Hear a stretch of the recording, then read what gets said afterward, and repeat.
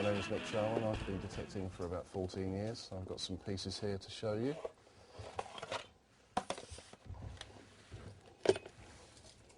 What we got? We have a 1st to 2nd century Roman brooch with enamel, red and yellow, minus pin. Unfortunately, that's usually how we find them, obviously because the pin is broken and the person has lost it, dropped off, whatever they may be doing. We've also got silver 14th century diamond head spoon handle. Unfortunately, the bowl is missing. That is a very nice find. They are really quite rare. A little cross somebody's lost on the beach. Crottle bells, find quite a few of those. They were hanging around the necks of sheep. They range from medieval period right up to about 1800s. These are quite modern ones. My name's Malcolm, and I've been detecting now for just over a year, and I've brought 1 or 2 little finds in to show.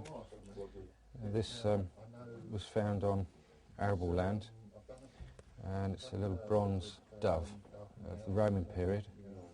It hasn't been verified which part, but it's 1st to 4th century.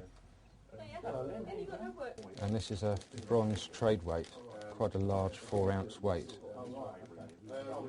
It's got all the markings on there depicting George with the crown. Then there's the sword, and then there's the A there, and then there's the ewer, which is the casting pot. And then on the rear, they've got file marks there, they've been done to take it down to the 4 ounces. Yet again, very nice find, lovely condition. Cap badge. Would have been worn by a commissioned officer from Canada, and they are actually in that condition, quite rare. Hi, my name's Mick Shelton, and I've been metal detecting now for just over a year. I've had some pretty nice finds in that period of time. Nick seems to think that's Anglo-Saxon. If you look at that, there's actually a dragon. You see the head there, and the rivet goes through the eye, and then the neck comes around. You see some nice engraving marks there as well. The pity the tail's missing, but that would have gone on like a belt or a harness as a decoration. Roman signet ring there. Obviously the stone's missing there, but that was quite a nice find. Pity it wasn't in better condition. Hadrian. You can see him quite clearly there. That's just a bit of bronze disease there, unfortunately.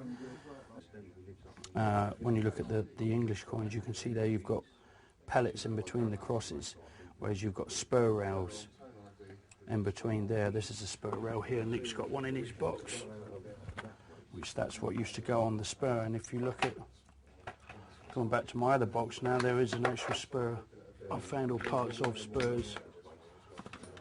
You can see there, and that would be where the spur rail would go in, like that, but obviously a bigger one. And whereas the Scottish ones had spur rails like that, now what they used to do was they used to cut the pennies in half, so you'd have a half penny, whereas we have a whole coin. That is an actual half penny, and that was classed as a half penny. That is a quarter cut penny, and it's a nice one to have found as well. I think that one is a avoided short cross. You can see the short cross just ending there, just short of the legend, whereas if you look on the later ones, you can see that's the long cross because it goes right the way through to the end of the legend. And what we tend to do is we tend to approach farmers and ask permission to go on their land, which is, it's not an easy task because a lot of farmers tend to not want you on their land. Now this line along here is the discrimination line, all right? These icons here, you can increase those or decrease them. Okay, so that excludes nails, foil.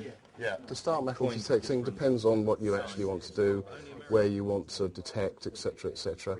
To get started as a novice, if you were to spend around about £300, you would get a very good machine to start with. You would need to choose where you're going to search, if you want to do beach, land or both, and you would obviously need a machine to actually cope with both.